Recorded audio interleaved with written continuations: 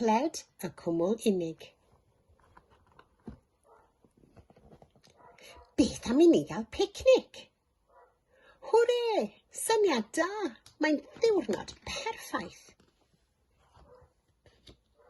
Wel, roedd e'n berffaith nes I Cled ymddangos. Yn anffodus, doedd neb byth yn falch o weld Cled druan. Roedd e wastad yn cael y bai am ddifetha hwyl pawb.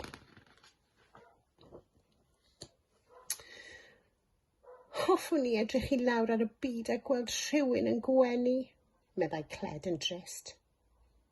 Ond roedd e'n gwybod yn iawn beth oedd ar feddwl pawb. Dos I ffwrdd, Cled, does neb dy eisiau di yma. Felly, dyna'n union beth wnaeth e.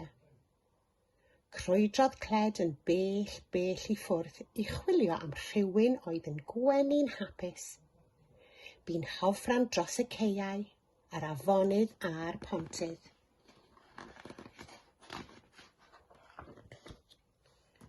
Dros bentrefi bach a dinasoedd mawr.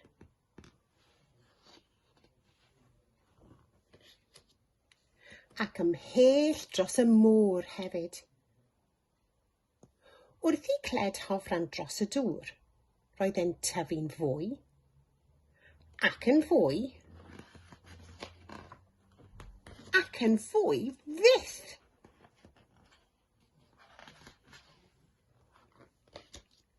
O'r diwedd, daeth Cled I wlad newydd. Roedd y ddaear yn ferwedig o boeth.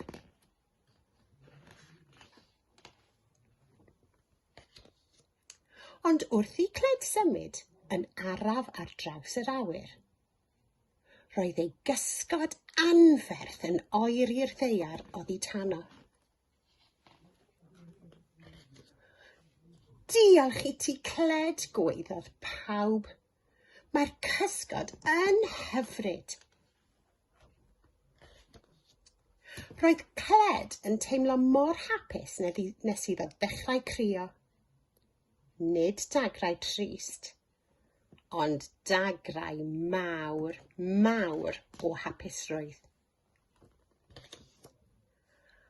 Ac wrth I ddagrau Cled o lychu'r ddaear, dechreuodd popeth wenu.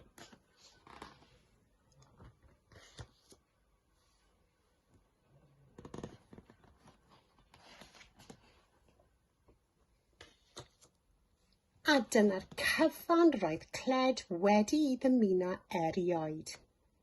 Gallu edrych I lawr ar y byd a gweld pawb yn gwenu'n hapus. Y diwedd.